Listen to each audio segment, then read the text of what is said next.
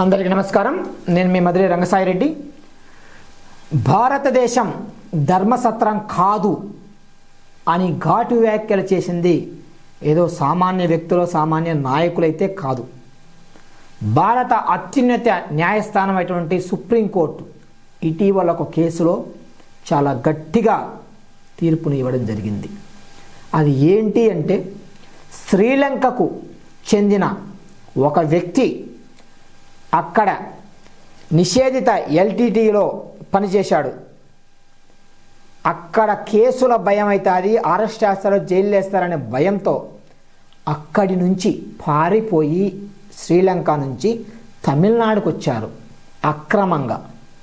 అక్కడికి వచ్చి అక్కడ తమిళనాడులోని ఒక అమ్మాయిని పెళ్లి చేసుకొని తర్వాత ఆ గుట్టు బయటపడినది. అతను అక్కడి నుంచి పారిపోయి ఇక్కడికి అక్రమంగా భారతదేశం వచ్చాడని దానిలో స్థానిక తమిళనాడులోని కోర్టు అతనికి 10 ఏళ్ల కఠిన కారాగార శిక్ష విధించింది. తర్వాత అతను హైకోర్టు అప్పీల్కి వెళ్ళినప్పుడు దానిని 7 ఏళ్లకు తగ్గించడం జరిగింది. తర్వాత అతను సుప్రీంకోర్టుకు వెళ్ళడం జరిగింది. సుప్రీంకోర్టు కూడా ఏదైతే శిక్ష ఉందో అది అనుభవించాల్సిందే, అది అనుభవించిన తర్వాత మీ సొంత దేశం ఏదైతే ఉందో శ్రీలంకకు వెళ్ళిపోవాలని ఆర్డర్ ఇవ్వడం జరిగింది.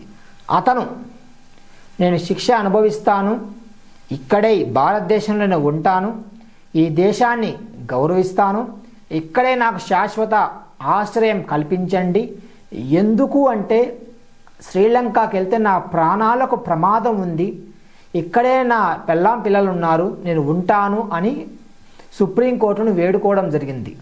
కానీ సుప్రీంకోర్టు ఇప్పటికే మా దేశంలో 140 కోట్ల జనాభాతో విలసిల్లుతుంది, ఇక వేరే దేశాల నుంచి మేము తీసుకోబోము, ఇప్పటికే బంగ్లాదేశ్ నుంచి రోహింగ్యాలు ఇట్లాంటి వాళ్ళంతా అక్కడ బతకలేక ఇక్కడికి వస్తున్నారు అక్రమంగా, ఇది మా ఈయనకి హాని కలిగించే విషయం, మీ ఒక్కరిని మేము ఇక్కడ ఆశ్రయం కల్పిస్తే ప్రపంచ దేశాల నుండి కోకొల్లలుగా ఈ దేశానికి వస్తారు, కాబట్టి మీరు వెంటనే దయచేయండి అని ఆర్డర్ ఇవ్వడం జరిగింది.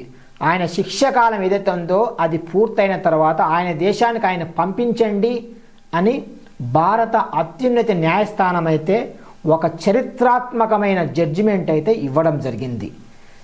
మనం ఇక్కడ అర్థం చేసుకోవాల్సింది ఏంటంటే, భారతదేశం అక్రమ చొరబాట్లని అంగీకరించదు అనే విషయాన్ని గుర్తుపెట్టుకోవాలి. ధన్యవాదాలు.